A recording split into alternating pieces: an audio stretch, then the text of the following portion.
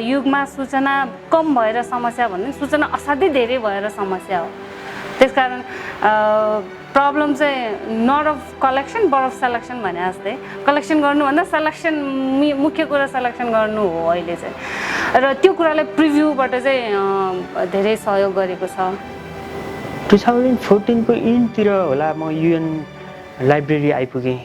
युएनले repository library बनाउन गइरहेको काममा उहाँले गरिरहेको कामको आउटपुट हेर्ने सायद लाइब्रेरी फिल्डको पहिलो मान्छे पनि थिएँ कि म जस्तो लाग्छ मलाई।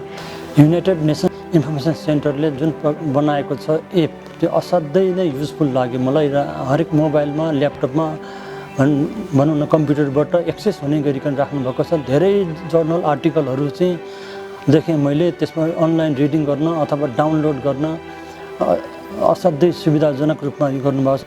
लाइब्रेरीमा अहिले डिजिटलाइजेसनको जरुरी देख्दछु, जसले भोलिका दिनमा हाम्रा भावी सन्ततिहरूलाई अब किताबमा रहेर होइन, अब हामी कम्प्युटरमा रहेर अर्थात् नयाँ प्रविधिको उपभोग गरेर नयाँ कार्यक्रमहरू गरौँ।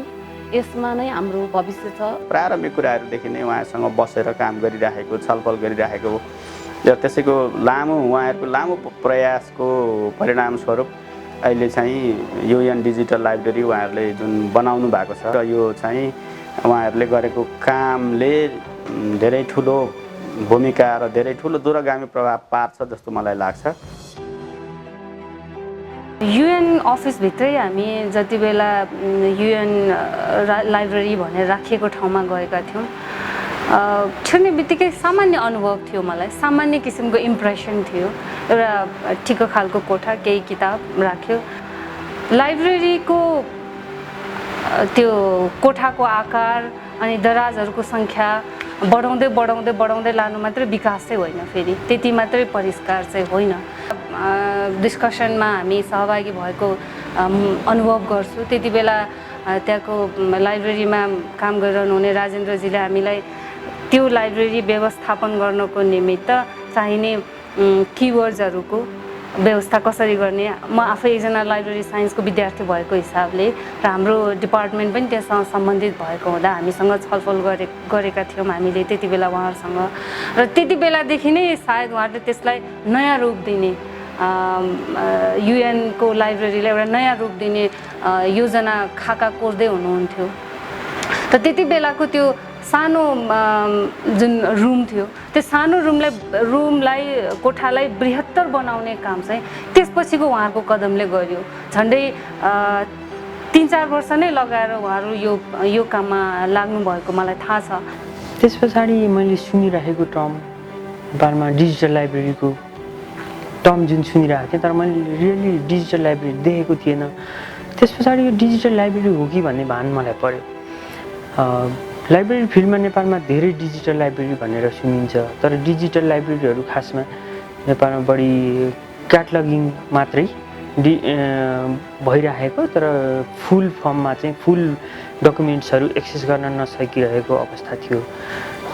त्यो कुराको कमी चाहिँ यो युएन इन्फर्मेसन सेन्टरको यो डाटा सेन्टरले पुरा गरेको जस्तो मलाई लागेको थियो। र त्यसबाट हामी इन्सपायर भएका छौँ र यो सेन्ट्रल लाइब्रेरीले पनि त्यस्तै किसिमको एप बनाएर चाहिँ हाम्रो थेसिस र डिजर्टेसनहरू त्यसमा अपलोड गर्न सकेदेखि हाम्रा प्रोफेसर विद्यार्थीहरू पनि लाभान्वित हुन सक्ने थिए भन्ने मलाई लागेको छ।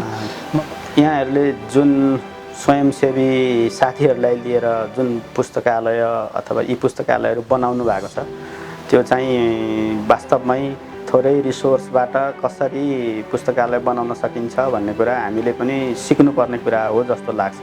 र फेरि डिजिटाइजेसन गर्ने कुरा भनेको यो एकचोटि सुरु गरेपछि त्यसलाई अन्त्यसम्म लगातार गरिरह्यो भने मात्रै सफल हुन्छ। जिम्मेवार रहनुभएका पुस्तकालयका व्यक्तित्वहरू जो हुनुहुन्छ, उहाँले अथक रूपमा निरन्तर त्यो एकदम सिस्टमेटिक प्लान बनाएर त्यसलाई इम्प्लिमेन्टेसन गर्नुलाई असाध्यै धेरै उपलब्धिको रूपमा म मान्छु। यो कसरी प्रडक्सन भइरहेछ, जुन हामी त युजर इन्टरफेसमा मात्रै हेर्दाखेरि त्यो भित्र भएको काम त्यति गहिरो गरी गरेको काममा कतै न कतै इन्भल्भ हुन पाए हुन्थ्यो कि जस्तो मलाई पनि लागेको। र त्यसमा कति राम्रोसँगले त्यसको एब्स्ट्र्याक्ट दिनुभएको छ, त्यसको फुल टेक्स्ट पनि डाउनलोड गर्ने त्यहाँ सुविधा राखिदिनु भएको छ, किवर्ड्सहरू यथेष्ट दिनुभएको छ र सम्पूर्ण त्यो गेटअप भनौँ न एपियरेन्स असाध्यै राम्रो लागेको छ मलाई। र हामीले चाहिँ युनाइटेड नेसन्स इन्फर्मेसन सेन्टरबाट चाहिँ केही कुरो सिकेर हाम्रो सेन्ट्रल लाइब्रेरीलाई पनि डिजिटल लाइब्रेरी बनाउनेतर्फ उन्मुख हुनेतर्फ मैले विचार गरेको छु र त्यस कार्यमा चाहिँ युनाइटेड नेसन्स र हाम्रो ट्यु सेन्ट्रल लाइब्रेरी चाहिँ दुईवटा म्युचुअल अन्डरस्ट्यान्डिङमा म्युचुअल सहयोगमा चाहिँ केही काम गरेर अगाडि बढ्न सक्नेछौँ। समष्टिगतमा हामीलाई मात्र फाइदा होइन कि समष्टिगतमा रिसर्च स्कलरहरूलाई, प्रोफेसरहरूलाई, विद्यार्थीहरूलाई र आम जनमानसलाई, राष्ट्रिय र अन्तर्राष्ट्रिय आम जनमानसलाई पनि असाध्यै राम्रो चाहिँ सहयोग बौद्धिक एउटा योगदान हुन्थ्यो, बौद्धिक सहयोग हुन्थ्यो। उहाँहरूको अध्ययन अनुसन्धान कार्यमा हामीले केही सहयोग पुर्याउनमा चाहिँ ठुलो यसले कोसे ढुङ्गाको रूपमा चाहिँ काम गर्नेछ भन्ने मलाई लागेको छ।